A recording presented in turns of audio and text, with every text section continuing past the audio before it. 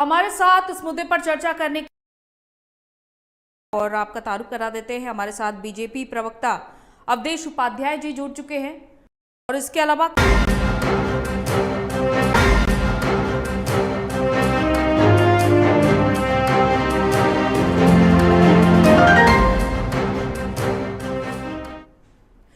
नमस्कार, आप देख रहे हैं न्यूज वॉच इंडिया। मैं हूं आपके साथ अंजलि राजावत।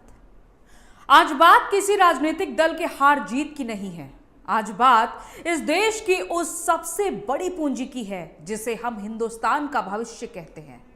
आज हम बात कर रहे हैं देश के 23 लाख नीट परीक्षार्थियों की और बात एसएससी जीडी कांस्टेबल की तैयारी कर रहे उस किसान के बेटे की भी है जो कड़कड़ाती ठंड और तपती धूप में सुबह 4 बजे उठकर मैदान में दौड़ लगाता है। बात रेलवे, बैंकिंग, शिक्षक भर्ती और स्टेट पीसीएस देने वाले उन करोड़ों युवाओं की है जिनकी पूरी जवानी सिर्फ 3 शब्दों के इर्द गिर्द सिमट कर रह गई है: नोटिफिकेशन, पेपर लीक और कैंसिलेशन। क्या इस देश में ईमानदारी से पढ़ाई करना और एक अदद नौकरी करना या कॉलेज सीट का सपना देखना गुनाह बन चुका है? आज देश का युवा सड़कों पर है, टेंशन में है और उसका सिस्टम पे भरोसा उठ चुका है। लेकिन आज देश के सामने एक ऐसा सच आया है जिसे सुनकर हर भारतीय सन्न है। इतिहास में पहली बार ऐसा हो रहा है कि देश के भीतर होने वाली एक परीक्षा के प्रश्न पत्र को पेपर चोरों और सॉल्वर गैंग से बचाने के लिए दुनिया की सबसे जाबाज वायुसेना में से एक हमारी भारतीय वायुसेना को मैदान में उतरना पड़ रहा है। क्या हमने अपने युवाओं के भविष्य को सॉल्वर गैंग और लीक माफियाओं के हवाले छोड़ दिया है? एक तरफ तो सरकार परीक्षा शुल्क रिफंड करने की बात करती है, लेकिन उस समय उस मेहनत और उस उम्मीद का रिफंड कौन देगा जो एक छात्र और उसका पूरा परिवार सालों तक संजो कर रखता है? आज किसी संस्था पर उंगली उठाने के बजाय हम उस पूरे इकोसिस्टम पर सवाल करेंगे जो हमारे युवाओं के भविष्य के साथ खिलवाड़ कर रहा है। जिस देश में चुनाव कराने के लिए ईवीएम की सुरक्षा के लिए हमारा सिविल सिस्टम काफी है, उसी देश में एक परीक्षा का पेपर लीक होने से बचाने के लिए हमें लड़ाकू विमानों और वायुसेना के कार्गो जहाजों की सुरक्षा की जरूरत पड़ने लगी। क्या इस बात का आधिकारिक काबूलनामा है कि हमारा प्रशासनिक और खुफिया तंत्र पूरी तरह से सरेंडर हो चुका है? तो हमारे साथ इस मुद्दे पर चर्चा करने के लिए मेहमान जुड़ चुके हैं और आपका तारुफ करा देते हैं, हमारे साथ बीजेपी प्रवक्ता अवधेश उपाध्याय जी जुड़ चुके हैं और इसके अलावा कांग्रेस प्रवक्ता डॉक्टर शिवानंद हुलियालकर जी हमारे साथ जुड़ चुके हैं। बहुत बहुत स्वागत है आपका इस चर्चा में, आप दोनों का। तो सबसे पहले तो मेरा सवाल अवधेश उपाध्याय जी से है। अवधेश उपाध्याय जी, देखिए, इस फैसले का तो हम स्वागत करते हैं पूरी तरीके से, लेकिन क्या ये फैसला भविष्य के लिए ठीक रहेगा? जो वायुसेना का विमान, जो वायुसेना देखिए सरहदों पर लड़ती है और पूरे विश्व में नाम ऊंचा रखती है, तो क्या वो हमारे माफियाओं के लिए और सॉल्वर गैंग के लिए लगाई जाएगी? अब ये इस तरह आ चुका है वायुसेना का। नहीं, बिल्कुल आप बात सही कह रहे हैं, लेकिन एक बात ये आप समझिए, जिस तरह से नीट की परीक्षा में जो गड़बड़ी पाई गई थी, जिसे देखा आपने, उसी को सुधारने के लिए कदम उठाया गया है मोदी सरकार द्वारा। क्योंकि देखिए, इस समय मोदी सरकार पूरी तरह से देश के युवाओं के साथ है और युवाओं की भविष्य के साथ कोई खिलवाड़ हो ये मोदी सरकार बर्दाश्त नहीं कर सकती। और इसीलिए नीट परीक्षा जो होने वाली है 21 जून को, उसके लिए कदम उठाया गया है। जो भी पेपर उसके जो आएंगे परीक्षा पत्र जो होंगे वो इंडियन वो पहुंचेंगे सेंटर पर, ठीक है। इसकी देखरेख पूरी तरह से देश के प्रधानमंत्री स्वयं करेंगे। ये पहली बार देश में हो रहा है, नहीं तो पहले आपने देखा होगा 2014 से और 2014 तक आप देखिए आंकड़े उठाकर कि हर साल में जितनी परीक्षाएं होती थी उसमें से 50% पेपर लीक होते थे और जो लीक करने वाले होते थे उन पर कोई कार्रवाई तक नहीं होती। आज कम से कम नीट की परीक्षा में जो गड़बड़ी करने वाला पाया गया उस पर कार्रवाई की गई है, उसको पकड़ा गया है, उस पर कार्रवाई चल रही है और उसको सुदृढ़ करने के लिए जो परीक्षा व्यवस्था है उसको सुदृढ़ करने के लिए। लेकिन सर, एक बात का जवाब मैं आपसे लेना चाहती हूँ। आज हम डिजिटल इंडिया की बात करते हैं, स्पेस टेक्नोलॉजी की बात करते हैं, आज हम उस स्तर पर पहुंच चुके हैं। तो आखिर परीक्षा का स्तर उतना बड़ा क्यों नहीं हो पा रहा है? आखिर कौन सी ऐसी तकनीकी खामी है कि हैकर्स को पकड़ने में हमारा देश, हमारी सरकार नाकाम हो जा रहे हैं बार बार?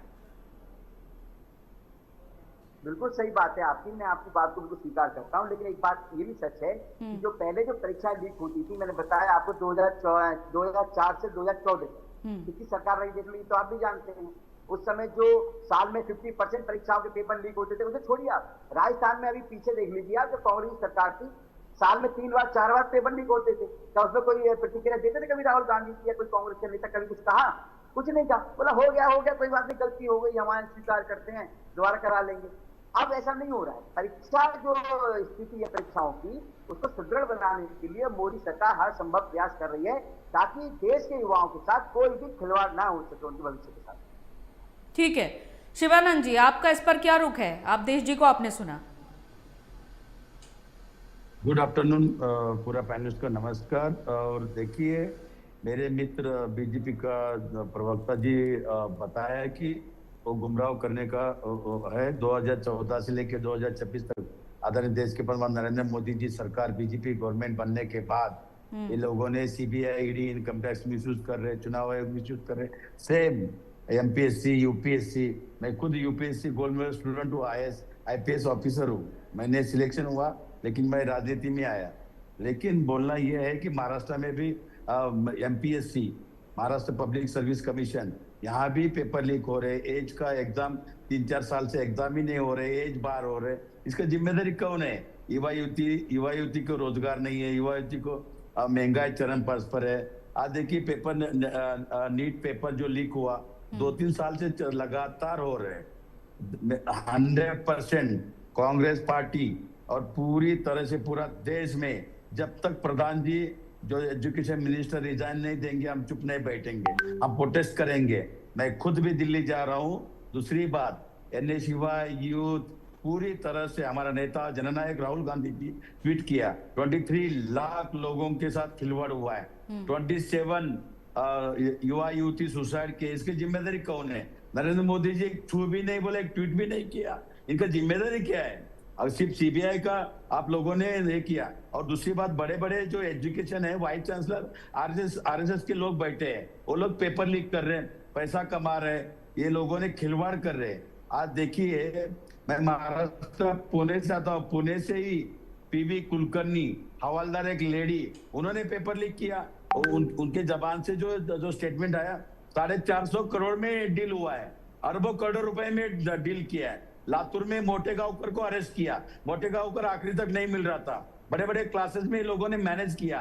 पूरी तरह से पूरा देश में, राजस्थान हो, गुजरात हो, महाराष्ट्र, उत्तर प्रदेश, बिहार, कर्नाटका, सब जगह पेपर लीक किया। हमेशा होड़ चोर गद्दी चोर, नाम नरेंद्र काम सरेंडर। नरेंद्र मोदी जी लेकिन का अच्छा शिवानंद, क्या विपक्ष के पास कोई रणनीतिक सुझाव है, कोई ऐसा सुझाव जिसे विपक्ष संसद में रखेगा ताकि सरकार भी इस पर काम करे? देखिए 100%। आपका शुभ नाम मेरे को पता, प्लीज बता देंगे मैम? जी अंजलि है मेरा नाम। आपका शुभ जी अंजलि जी। देखिए, जिस तरह से देश के प्रधानमंत्री नरेंद्र मोदी जी पूरा देश 140 जनता के साथ गुमराह कर रहे, पेपर लीक हो रहे, यूपीएससी का पेपर लीक हो रहे, कोई लेना देना नहीं है। उत्तर प्रदेश में पुलिस भर्ती का उधर भी पेपर लीक किया। योगी आदित्यनाथ, जब से बीजेपी सरकार अलीबाबा 40 और गवर्नमेंट आया, उसके हम छोड़ेंगे नहीं, हम 100% प्रोटेस्ट करेंगे। जब तक एजुकेशन मिनिस्टर प्रधान जी रिजाइन नहीं देंगे, हम छोड़ेंगे नहीं। देश के प्रधानमंत्री नरेंद्र मोदी जी का जिम्मेदारी कब है? पार्लियामेंट हाउस के अभी होने वाले पार्लियामेंट हाउस के पहले ही हम रिजाइन लेंगे, किसी भी हालत में छोड़ेंगे नहीं। सीबीआई में ये लोगों ने, मैं मेरे मित्र को पूछना चाहता हूँ, कितने लोगों को अरेस्ट किया? बताइए, कितना अरबों करोड़ रुपए का डील हुआ है? क्या कर रहे हैं नरेंद्र मोदी, अमित शाह जी, क्या कर रहे हैं? आप लोगों ने सिर्फ चुनाव आयोग कब्जा करना, सीबीआई, ईडी, इनकम टैक्स। देखिए, पेट्रोल डीजल महंगा हो गया, रसोई गैस महंगा हो गया। मैं महाराष्ट्र पुणे से आता हूँ। मैं देखिए, छोटे छोटे जो वड़ा पाव, चाय बेचने वाले, उनका जो गैस सिलेंडर 8-8 हजार रुपए को एक सिलेंडर बेच रहे ब्लैक में, और वो भी नहीं मिल रहे। छोटे छोटे व्यापारी 3-3.5 हजार जो पुणे से जो छोटे छोटे चाय बेचने वाला, वड़ा पाव बेचने वाला, वो लोग धंधा बंद हो गया। इनका युवा युवती के बारे में कोई सोच नहीं है। नरेंद्र मोदी जी सिर्फ सोशल मीडिया मैनेज करके वही काम कर रहे हैं। मैं इसका घोर निंदा करना चाहता हूं। जब तक प्रधान जी रिजाइन, सिर्फ सीबीआई आप जांच करके हम छोड़ेंगे नहीं। देखिए, इसके पहले भी सुप्रीम कोर्ट के 4 जस्टिस गेट ऑफ इंडिया पे प्रोटेस्ट कर रहे थे, ऐसा कभी नहीं हुआ। डॉक्टर बाबा साहब अम्बेडकर संविधान क्या बोल रहे हैं? संविधान में सबको जीने का अधिकार है। आर्टिकल 325 में क्या है?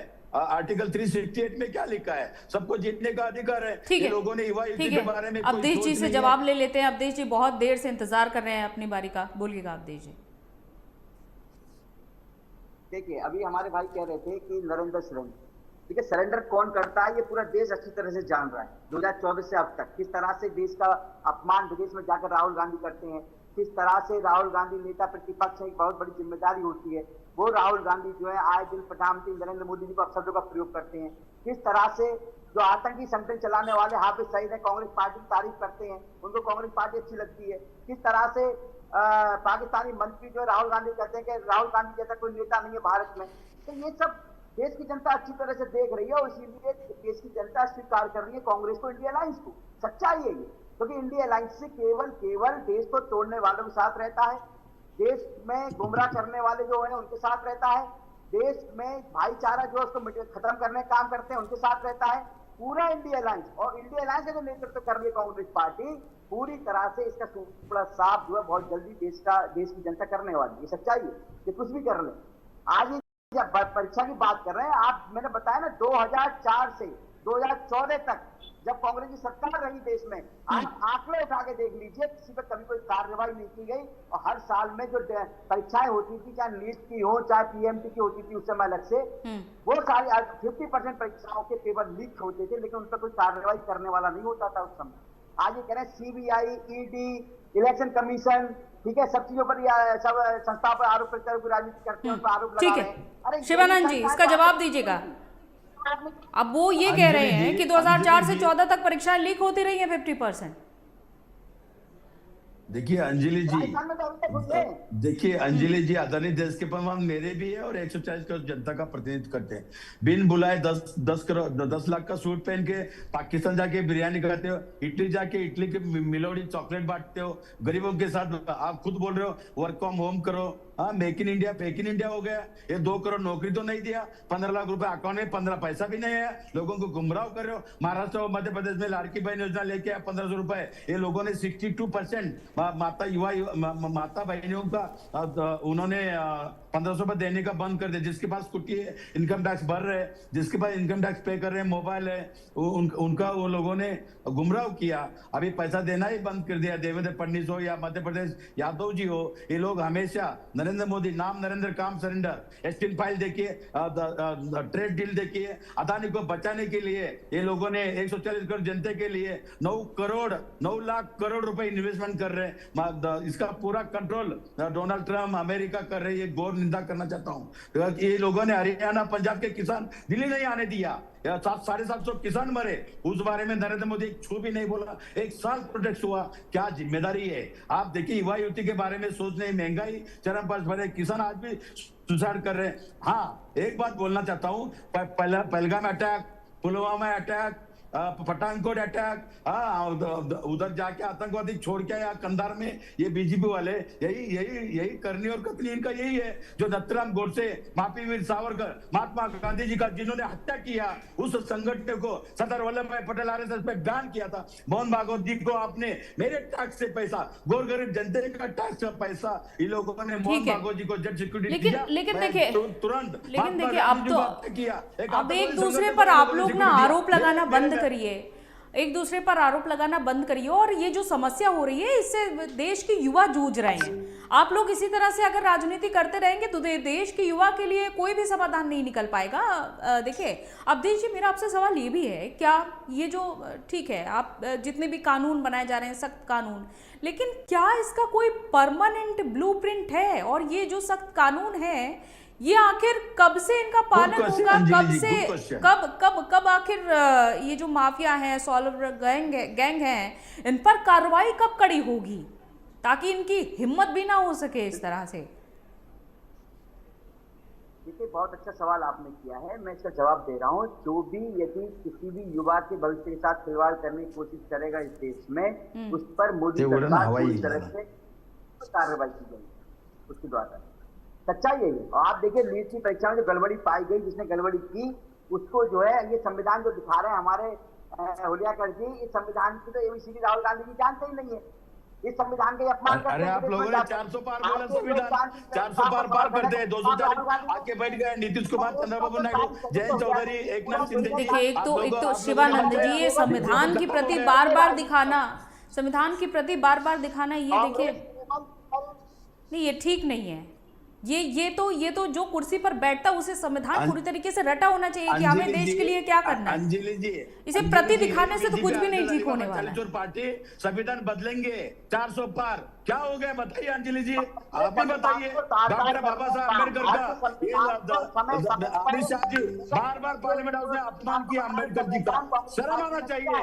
नेशनल चैनल पे अमित शाह जी का मैं घोर निंदा करना, अमित शाह जी का रिजाइन भी नहीं दिया, माता बहनों को नाम पे राजनीति खेला। आप देखिए ये अमित शाह जी, एक तो ये अम्बेडकर जी का नाम खराब किया, ये सब एक तो सर देखिए, रटी रटाई बातें हम आज नहीं करने बैठे हैं, क्योंकि हिंदुस्तान का जो भविष्य है ना, जो युवा है, उनके बारे में हम बात कर रहे हैं, तो ताकि उनका जो जीवन है वो पटरी पर आ सके। दिन रात मेहनत करते हैं ये बच्चे, और आखिर उनको नतीजा क्या मिलता है कि पेपर लीक हो गया है, एग्जाम कैंसिल हो गया है। अंजलि जी, आदरणीय देश के प्रधानमंत्री नरेंद्र मोदी जी, सर्वदलीय बैठक बुलाना चाहिए, एलओपी राहुल गांधी जी को बुलाना चाहिए, अखिलेश यादव जी और education minister, CBI director Amit Shah ji, सबके साथ मीटिंग बुलाई यूनिवर्सिटी के बारे में। आप एक ठोस निर्णय लीजिए। हिम्मत नहीं है नरेंद्र मोदी, एक प्रेस कॉन्फ्रेंस नरेंद्र मोदी करते नहीं है, डरे हुए नरेंद्र मोदी गद्दार है, अमित शाह। अरे नहीं, इस तरह के शब्दों का प्रयोग मत करिए शिवानंद जी, अपने शब्दों को मर्यादित रखिए। आप दोनों से ही विनती है, अरे करिए, शब्दों को मर्यादित रखिए। जो आवाज उठाते पार्लियामेंट में, आवाज उठाइए, नीतियों का विरोध करिए, लेकिन इस तरह के शब्दों का विरोध मैं करती हूँ। अंजलि जी, मणिपुर जल रहे, एक बीजेपी सांसद महिला आवाज उठाया। मणिपुर आज भी हिंदुस्तान में, मैं भी हिंदू हूं, कितने हिंदुओं को नौकरी दिया पूछिए मेरे मित्र को। बीजेपी जब से आया अली बाबा चालीचोर पार्टी, सिर्फ अडानी अंबानी दो रंगा बिला बेच रहे, दो रंगा बिला ले रहे, सिर्फ अडानी अंबानी के बारे में सोच रहे। एयरपोर्ट गया, एक्सपोर्ट एक्सपोर्ट खेती प्रधान देश है भारत देश, 62% खेती प्रधान है, थोड़ा भी एक्सपोर्ट नहीं हुआ। अंजलि जी पूछिए ग्रोथ कैसा होगा, ग्रोथ ही नहीं हो रहे। आज देखिए रुपए नीचे 97 डॉलर चला गया, $1 का वैल्यू 0 हो गया। क्या कर रहे हैं नरेंद्र मोदी जी? एक मिनट भी चेयर पे बैठने के लिए मोदी साहब का अधिकार नहीं है, तुरंत रिजाइन देना चाहिए। मैं घोर निंदा करना चाहता हूं अंजलि जी, मैं निषेध करना चाहता हूं। युवा युवती के बारे में पेपर लीक कर रहे हो, चुनाव आयोग कब्जा कर रहे हो, ये संविधान के ऊपर आप आक्रमण कर रहे हो, मैं घोर निंदा करना चाहता हूं। देश के होम मिनिस्टर अमित शाह जी खुद पार्लियामेंट हाउस में डॉक्टर बाबा साहब अम्बेडकर जी का अम्बेडकर इतना नाम लेता तो मेरे को स्वर्ग में ही मिलता था। अब बार बार अपमान करते हो। आरएसएस बीजेपी आरक्षण के ऊपर भी बात करना है, SC ST OBC, हमारा टिकुराम जूली राजस्थान के अपोजिशन लीडर था अंजलि जी, उन्होंने श्री राम प्रभु जी का बीजेपी आरएसएस ये लोगों ने गंगा जल से मंदिर धो के लिया, कौन सा विचार दिया? हमने तो सबक सिखा दिया। ये लोग गाय काटल चंदा लेते हो, बॉन्ड के नाम पे फ्रॉड किया, प्राइम मिनिस्टर प्रोविडेंट फंड आज भी सब नहीं दे रहे नरेंद्र मोदी। हाँ, हमने पूछा तो आतंकवादी देशद्रोही होते, यही चल रहे। अंजलि जी जवाब दीजिएगा आप इस बात का। अंजलि जी, अभी हुलियाकर जी कह रहे थे कि देश बेच दिया, बड़े बड़े बिजनेसमैन हैं इनके दोस्त। मैं इनसे ये पूछना चाह रहा हूँ, आवाज आ रही है अंजलि जी? हाँ आ रही है, आपकी आवाज आ रही है जी। छत्तीसगढ़ में जब कांग्रेस पार्टी की सरकार थी, तो कांग्रेस पार्टी ने छत्तीसगढ़ में 25,000 करोड़ का टेंडर दिया था अडानी ग्रुप को, ठीक है। उसके बाद राजस्थान की यदि हम बात करें, राजस्थान में जब कांग्रेस की सरकार थी 65,000 करोड़ का टेंडर अडानी ग्रुप। केरल की बात करें, केरल में 7,400 करोड़ का टेंडर अडानी ग्रुप को दिया गया। बंगाल की बात करें, बंगाल में का टेंडर अडानी ग्रुप को दिया गया बंगाल में, ठीक है। तमिल की बात करें, तमिलनाडु की, तमिलनाडु में भी इनकी सरकार थी, 500 करोड़ का तमिलनाडु में दिया गया। अरे भाई वो क्या था, आपने देश बेचा था उस समय, तमिलनाडु बेचा था, केरल बेचा था, राजस्थान बेचा था, छत्तीसगढ़ बेचा था, तब तक आपके लिए कोई कुछ नहीं था। आज यदि भाजपा सरकार में, मोदी सरकार में कोई बिजनेसमैन, कोई उद्योगपति यदि अपना उद्योग कर रहा है, वहाँ पे लोगों को रोजगार मिल रहा है, आपको दर्द हो रहा है कि युवा को रोजगार कम मिल रहा है। लेकिन देखिए, अब हमें ना इस तरह की राजनीति से ऊपर उठकर सोचना होगा। शिवानंद जी और अवधेश जी, आप अडानी अंबानी की बातें जो कर रहे हैं, दोनों ही लोग इस बात पे लड़ रहे हैं कि किसने अडानी को फायदा पहुंचाया, किसकी सरकार ने अडानी को फायदा पहुंचाया, इस बात पे लड़ रहे हैं। क्या इस बात पर हम चर्चा कर रहे हैं? हमारी आज चर्चा का विषय ही अलग है। छात्र परेशान है। अंजलि जी, इसमें युवा युवती परेशान है। ये लोगों ने नौकरी ने, जॉब नहीं है। आज रेलवे में देखिए 4 लाख जॉब है, मोदी साहब नहीं भर रहे। ये नरेंद्र मोदी जब से आए, make in India, break India. अच्छा, एक बात बताइए अवधेश जी, एक बात बताइए, अब जो बार बार परीक्षा ना होने से जो अभ्यर्थी परेशान है, क्योंकि उनका तो देखिए उनकी आयु सीमा चली जाती है इस तरीके से ना, तो क्या सरकार इस ओर कोई ठोस कदम उठाएगी कि उनकी आयु सीमा को बढ़ाए, या फिर ऐसी कल्याणकारी नीतियों के बारे में सरकार की ओर से क्या विचार किया जाएगा? बिल्कुल, आप देखिए अंजलि जी, बहुत अच्छी बात कही है आपने। मैंने शुरू में कहा था कि देश में एक राष्ट्रवादी सरकार है, राष्ट्र को सर्वप्रथम रखने वाली सरकार है, और देश की 140 करोड़ की जनता को सुरक्षा सुविधा देने के लिए पूरी तरह से प्रतिबद्धता के साथ मोदी सरकार इस समय कार्य कर रही है। देश का युवा वर्ग हो, महिला वर्ग हो, कोई भी वर्ग हो, उसको किसी तरह की कोई परेशानी ना हो, इसके लिए मोदी सरकार निरंतर कार्य कर रही है। कई बार परीक्षाओं की, देखिए परीक्षा सुदृढ़ करने के लिए, परीक्षा व्यवस्था को सुदृढ़ बनाने के लिए नित नए कार्य किए जा रहे हैं। उनकी जो व्यवस्था है उनको मजबूत बनाया जा रहा है। एक बात मैं फिर बता रहा हूँ, पहले जो सरकारें रही हैं, आपने देखा, चाहे केंद्र की बात करें या राज्यों की बात करें, वहां पर जब परीक्षा लीक होती थी, वहां पर कोई कार्रवाई नहीं होती थी, और 6 महीने लेट फिर एग्जाम होता था, री एग्जाम जो होता था। आज के समय में अभी 1 महीना नहीं हुआ है और उसके बाद तुरंत परीक्षा दोबारा कराई जा रही है। इसमें कोई परीक्षार्थी से कोई पैसा नहीं लिया जा रहा है, जो पहले सरकारें करती थी, चाहे कांग्रेस की सरकार रही राजस्थान में, चाहे छत्तीसगढ़ में रही कांग्रेस की सरकार, जो वो करती थी, दोबारा फॉर्म भरवाते थे, दोबारा उसमें फीस लेते थे। ऐसा कुछ नहीं हो रहा है, और जो कुछ कमी है उसको सुदृढ़ बनाने के लिए मोदी सरकार निरंतर कार्य कर रही है। आने वाले दिनों में आप देखेंगे परीक्षा व्यवस्था बहुत अच्छी हो जाएगी हमारे देश में। शिवानंद जी, देखिए आश्वासन दिया जा रहा है और आश्वस्त कर रहे हैं अवधेश जी, और ये बता रहे हैं कि जब जहां जहां जिस जिस राज्य में आपकी सरकार हुआ करती थी, वहां तो दोबारा फीस ली जाती थी परीक्षार्थियों से। देखिए अंजलि जी, मेरे मित्र को हाथ जोड़ के रिक्वेस्ट करना चाहता हूँ, युवा युवती के बारे में आप लोगों ने कुचल रहे। आज SC ST OBC माइनॉरिटी किसान के बच्चे गए तो कहाँ जाए, आप बताइए। जॉब नहीं है, महंगाई चरम पर है, माँ बाप करे तो क्या करे। आज UPSC MPSC कहाँ भर रहे, कितना % भरा, पूछिए मेरे मित्र को। आज महाराष्ट्र में मैंने खुद नेतृत्व किया है, 3.5 लाख युवा युवती, उनका एज बार हुआ, एग्जाम लिया, 3 साल नहीं लिया। हम जाके देवेंद्र फडणवीस को प्रेशर बनाया, प्रोटेस्ट किया, अरेस्ट हो गया, लाठी खाया, लेकिन हम छोड़े नहीं। लेकिन आखिरी देवेंद्र फडणवीस ने उनको चांस दिया एग्जाम का। उन्होंने बोल दिया कि ठीक है, हम इसमें सोच करेंगे। कमेटी बनाया, कमेटी में हमको न्याय मिला, जस्टिस मिला, और आगे भी यही करना पड़ रहा है। जब तक प्रधान जी रिजाइन नहीं देंगे, तब तक हम चुप बैठने वाले नहीं है। देश के प्रधान नरेंद्र मोदी जी सर को, मैं अवधेश जी को, अंजलि जी आपको भी हाथ जोड़ के रिक्वेस्ट करना चाहता हूँ, युवा युवती के साथ खिलवाड़ मत कीजिए। आप एक ट्वीट कीजिए, आदरणीय देश के प्रधान नरेंद्र मोदी एक्शन लीजिए, इसमें कुछ तो अच्छा काम कीजिए, सर्वदलीय बैठक लीजिए, अच्छा निर्णय लीजिए। नरेंद्र मोदी जी बोल दिया, सोना मत खरीदो, वर्क फ्रॉम होम करो, बच्चों को स्कूल मत भेजो। अरे भाई, सोना मत खरीदो बोला, 2 लाख जो 2 करोड़ जो यही तो बात है शिवानंद जी कि आपसे सवाल कुछ किया, आप सवाल के जवाब को कहीं और ले गए घुमाकर। आपसे सवाल ये किया था कि जो अवधेश जी का कहना है कि जहां जहां आपके पार्टी की सरकार थी, वहां पे इस तरह से धांधली होती रही, और जब परीक्षा कैंसिल होती है तो री एग्जाम कराने के लिए आप दोबारा से फीस लेते हैं। लेकिन कुल मिला के निष्कर्ष आज तक किसी भी सरकार में नहीं निकला है। कि आखिर ये परीक्षा देखिए, रद्द क्यों करनी पड़ती है, क्यों आखिर उन माफियाओं पर शिकंजा नहीं कसा जाता है जो इस तरह से पेपर लीक करवाते हैं। आखिर कितनी मोटी रकम मिलती होगी और वो मोटी रकम कहाँ कहाँ जाती होगी, इसका जवाब तो देखिए भविष्य की गर्त में ही छिपा है अगर ये माफिया पकड़ में आते हैं और इनका पूरी तरीके से सफाया होता है।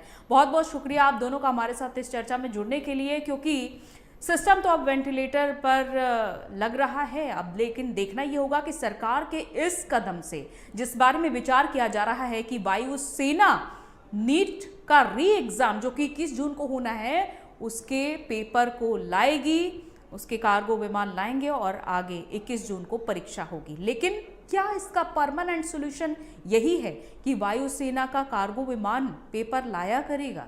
क्योंकि ये तो परमानेंट सॉल्यूशन नहीं लगता है। और ऐसा आज की सरकार में नहीं, पिछली कई सरकारों से देखा जा रहा है कि परीक्षार्थी हमेशा से परेशान होते रहे, लेकिन निष्कर्ष अभी तक नहीं निकला है। और यही उम्मीद करते हैं कि आगे सरकार इस पर कोई ठोस कदम उठाए ताकि उन परीक्षार्थियों की नींद जोड़ाकर पढ़ाई करते हैं उसकी मेहनत का फल जरूर उन्हें मिले।